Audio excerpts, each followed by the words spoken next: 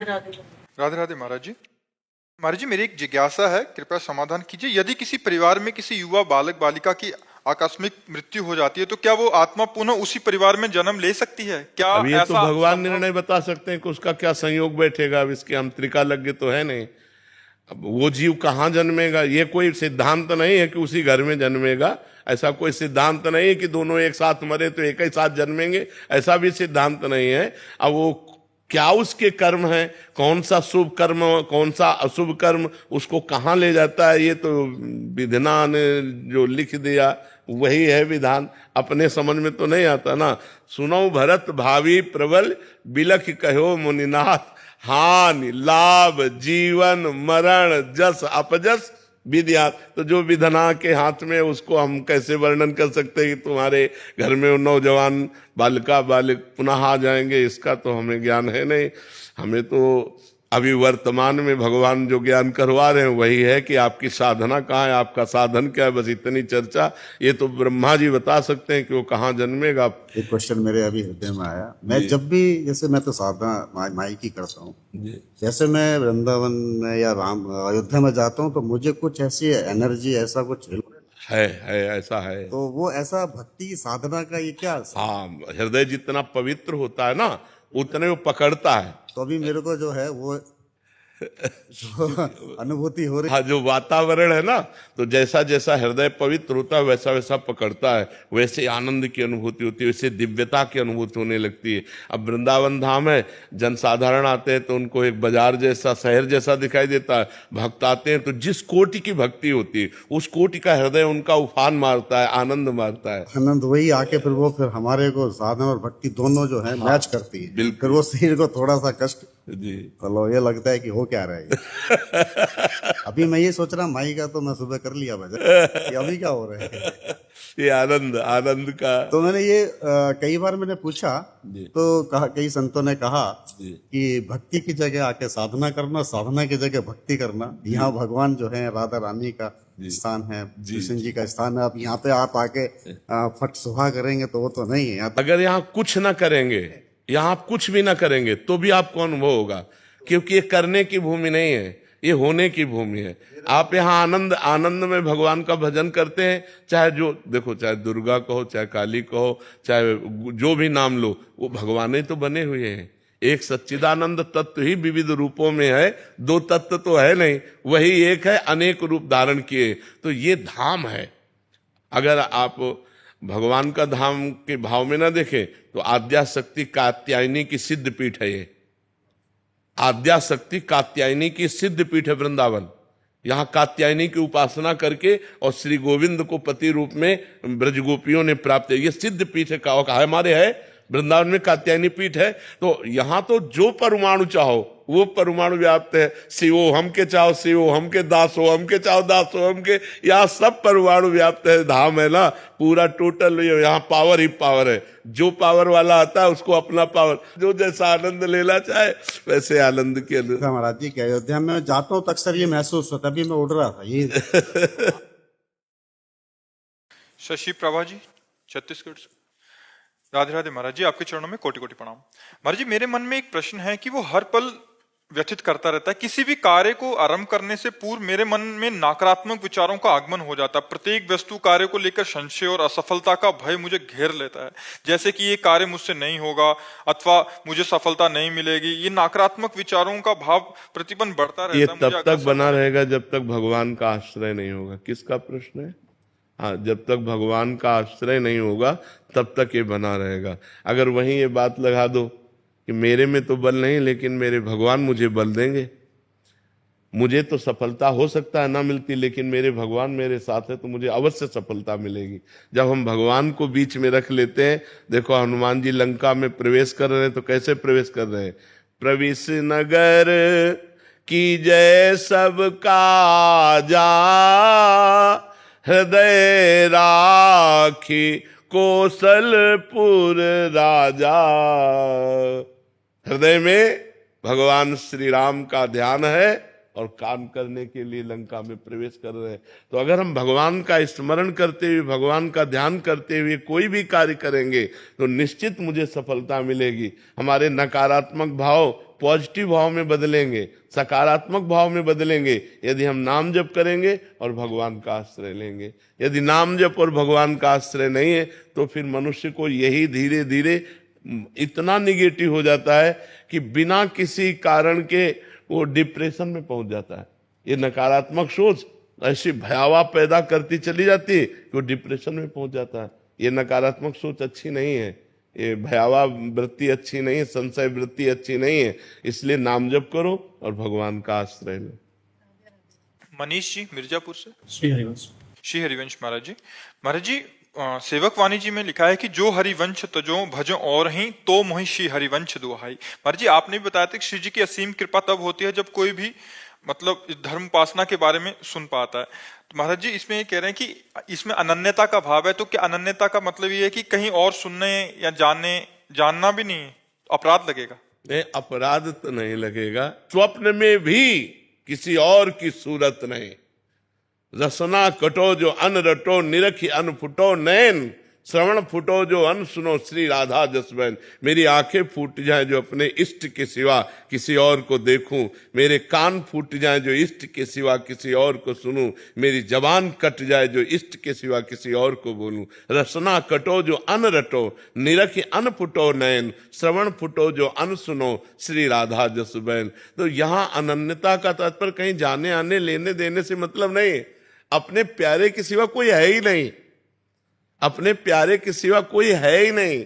हमारे नेत्रों में हमारे प्रीतम बस गए तो जित देखूं तित श्याममयी। गोपीजन जिधर दृष्टि डालती है श्याम ही श्याम नजर आते, श्याम ही श्याम नजर आते। दूसरा कोई है ही नहीं बच्चा, दूसरा कोई हो तब ना देखें, अपना प्रीतम ही है। प्रीतम के सिवा सो अनन्य गति जाके असमति न टरे हनुमंत। मैं सेवक सचराचर रूप स्वामी भगवंत। मेरे इष्ट देव ही सब रूपों में विराजमान है, कोई दूसरा नहीं विराजमान है। दूसरा हो तब ना देखे ना। आज अनन्यता कैसे आई? नाम जप करो, भगवान का चरित्र सुनो और भगवान के अनन्य भक्तों का संग करो। प्रेम, अनन्यता, भक्ति ये तभी आती है जब भगवान के भक्तों का संग हो। भक्त संग के बिना ये रंग नहीं चढ़ता है। मत कीरति गति भूति भलाई, जब जेह जतन जहां जेह पाई, सो जानो सत्संग प्रभाऊ, लोकों वेद न आनो पाओ। कोई और उपाय है ही नहीं। बिना भगवत प्रेमी महात्माओं के संग के भगवान में अनन्य प्रेम होता ही नहीं है। भजन न होई संग बिनु, और भजन बिना नहीं प्रेम, छिन्हू भजन न छाड़िए, धरिए या ध्रुव नेम। बिना भजन भजनानंदी संतों के नहीं हो सकता, और बिना भजन के प्रेम नहीं हो सकता, और बिना प्रेम के भगवत साक्षात्कार नहीं हो सकता। मूल है भक्तों का संग। अगर हम भक्तों का संग करते रहे, सत्संग सुनते रहे, भगवान के पावन चरित्र सुनते रहे, भगवान का नाम जप करते रहे, तो भगवान में अनन्यता आ जाएगी। और अनन्यता आ गई तो जन्म जन्म के मल का नाश होकर भगवत प्राप्ति निश्चित हो जाएगी। भगवान अनन्यता देखते हैं। अनन्यस चिंतयन्तो माम अनन्य चेता सततम। अनन्यता की भगवान ने मांग की है। हम पे तो कृपा हो गई है वृंदावन। बिल्कुल, हाँ बिल्कुल कृपा है, ऐसा ही स्वीकार करना चाहिए। अब खूब नाम जप करना चाहिए। भगवान के चरित्र सुनो, जितना चरित्र सुनोगे, भगवान की कथा जितना सुनोगे, उतनी जल्दी हृदय पावन होगा। ये हम तुम्हें अनुभव की बात बताते हैं। सब साधनों में श्रेष्ठ भगवान का पावन चरित्र है, भक्तों के पावन चरित्र है। उनसे एकदम हृदय में भगवत प्रेम प्रकट होता है। मथुरा की ब्राह्मण पत्नियों ने कोई साधन नहीं किया था। उनके पतियों ने हर शास्त्रीय साधन किए थे, लेकिन उनके हृदय में भगवान के प्रति भगवत भाव भी नहीं था, पतियों के प्रति। और पत्नियों में ठसाठस भगवत प्रेम भर गया था, क्योंकि वृंदावन की पुष्प लेकर के मालिनी जाती है। आज लाला ने ऐसी पोशाक पहनी थी, आज लाला ने अघासुर को मारा, आज लाला ने ये लीला की। सुन सुन के भगवान के चरित्र उनके हृदय में भगवान के मिलन की चाह पैदा हो गई, जो बड़ी दुर्लभ है। और उसी चाह को पूर्ण करने के लिए एक दिन भगवान ने लीला रची कि जहां रोज जाते थे उधर गौवें न लेकर के मथुरा की तरफ गौवें लाए, तो छाछ आई नहीं। खान पान के लिए सखाओं को भूख लगी, तो उन्होंने कन्हैया से कहा, तुमने बड़े बड़े राक्षसों को मारा, ये भूख हमें मार रही है, इसकी व्यवस्था तो करो।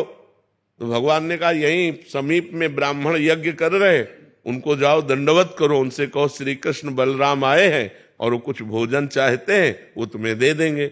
वो गए, ब्राह्मणों को साष्टांग दंडवत किया और कहा, जय जय, श्री कृष्ण बलराम जी आए हैं और कुछ भोजन की। वो हेरे भी नहीं, ब्राह्मण हेरे भी नहीं, जवाब भी नहीं दिया, क्योंकि उन्होंने देख लिया कि तो ग्वाले हैं। लौट कर गए, बोले प्रभु इतने कठोर आदमियों के पास भेजा, वो तो देखे भी नहीं हमारी तरफ। भगवान ने कहा, निराश नहीं होना चाहिए, सफलता हाथ उसी के लगती है जो प्रयासरत रहता है। जाओ, अब की बार तो उनकी पत्नियों से कहो। तो उनका प्रभु पति हेरे नहीं तो पत्नियां कैसे दे देंगी? उनका नहीं, पत्नियों को हमारी कथा के प्रभाव से हमारा परिचय प्राप्त है। जे ही जाकर दंडवत किया और कहा, श्री कृष्ण बलराम भूखे हैं। अरे बस, जैसे बाढ़ उमड़ गई हो, तो बाढ़ के पानी को कोई जैसे रोक नहीं सकता। जो सरिता सावन जल उमगत, सन्मुख सिंधु सिधारे, प्रीति न काहू की कान विचारे। हृदय की प्रीति ने उफान भरा और सुंदर थालों में भोग सजाया, और किसी की कोई परवाह न करके श्री कृष्ण बलराम के समीप पहुंच गई और उनको भोग पाया। रत्नावती जी ने कोई और साधन नहीं, दासी के मुख से भगवत चरित्र सुन करके महान प्रेमी बन गए। तो भगवान के पावन चरित्रों के श्रवण करने से, भक्तों के पावन चरित्रों के श्रवण करने से जितनी जल्दी हृदय के मल का नाश होता है, उतनी जल्दी और किसी साधन से होता नहीं है। गंगा जी स्नान करने से पाप नष्ट होते हैं, लेकिन पाप की प्रवृत्ति नहीं। और भगवत लीला कथा गंगा के स्नान करने से पाप की प्रवृत्ति का भी नाश हो जाता है। वो निष्पाप महापुरुष होकर भगवान को प्राप्त होता है। इसलिए खूब भक्तों के चरित्र पढ़ो, भगवान के चरित्र सुनो, नाम जप करो, इसी से अनन्यता आ जाएगी। श्रेया जी महाराष्ट्र से। राधे राधे, श्री हरि बोल। राधे राधे महाराज जी। स्वामी जी, क्या हम भगवान के प्रति भी वैसे ही जिद कर सकते हैं जैसे हम अपने माता पिता के साथ करते हैं? जैसे किसी चीज के लिए रूठना, रोना, अगर वो चीज भगवान से ना मिले तो क्या भगवान से भी इस तरह की जिद करना चाहिए या कर सकते हैं? नहीं करना चाहिए, क्योंकि वो सर्वज्ञ हैं और हम अल्पज्ञ हैं। जैसे कभी कभी हम माता पिता से भी अल्पज्ञतावश यदि हम जिद करें तो फिर वो थप्पड़ मारते हैं, हमारी बात नहीं मानते हैं। जैसे हम चाकू से खेलेंगे, अब छोटा बच्चा है, मारते हैं ना माता पिता, क्योंकि उसमें हमारा अहित हो जाएगा। अगर वो हमारी मांग पूरी करें तो हमारा अहित हो जाएगा। ऐसे ही हम भगवान से जिद न करें, वो सर्वज्ञ हैं, हम उनसे मांग रख सकते हैं। मांग रख करके साथ में इतनी छूट दे दें कि प्रभु यदि इससे हमारा मंगल होता हो तो आप कभी पूरी मत करना। जिससे मंगल हो, जिससे सुख मिले, जिससे आपके चरणों में प्रीति हो, वही बात पूरी करना। भगवान से मांग सकते हैं लेकिन जिद नहीं कर सकते। अगर जिद करोगे तो देखा ना, बच्चा जब ज्यादा जिद करता है तो उसका उपाय क्या होता है?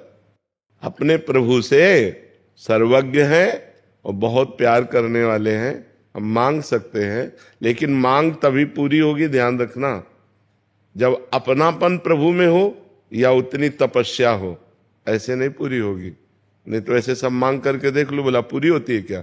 उतना अनुष्ठान हो, उतनी तपस्या हो, जितना मांग रहे हो तो पूरी हो जाएगी। या प्रभु से बहुत प्यार है तो पूरी हो जाएगी।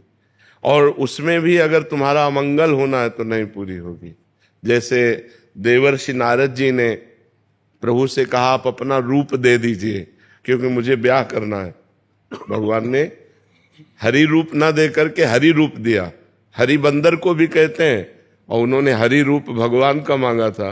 मरकट बदन भयंकर देहि, तो राजकुमारी देखते ही डर गई, जयमाला की तो बात जाने दो। तो नारद जी को कहीं ब्याह करके माया में फंस ना जाए, इससे बचाने के लिए भगवान ने उनकी मांगी हुई वस्तु पूरी नहीं की। जबकि नारद जी इतने बड़े तपस्वी, इतने बड़े भजनानंदी, पर जिंदगी में शायद पहली बार भगवान से मांग रहे होंगे कि हमें ब्याह करना है, पर भगवान ने नहीं होने दिया। क्योंकि ऐसे ब्रह्मचारी भक्त का अहित हो जाएगा। वो माया से मोहित थे उस समय, माया से मोहित होने के कारण भगवान ने उनकी बात नहीं पूरी की। तो हमें ये देखना है कि हमारे भगवान सर्वज्ञ हैं, सर्वज्ञ माने आगे पीछे सब कुछ उनको पता है, और हम वर्तमान की ही स्थिति को देखकर मांगते हैं कि प्रभु मुझे इस समय ये आवश्यकता है, और वो आवश्यकता हमारे लिए शायद अमंगल बन जाए, इसलिए भगवान नहीं पूरी करेंगे। और कामनाएं दो तरह से पूरी होती हैं, एक भगवान से संबंध रखकर मांगना, और एक अपनी तपस्या और भजन के बल से कामना पूर्ति कराना। अगर दोनों में से एक भी नहीं है तो कामना पूर्ति नहीं होगी, चाहे जितना भगवान से मांगो आप। जी।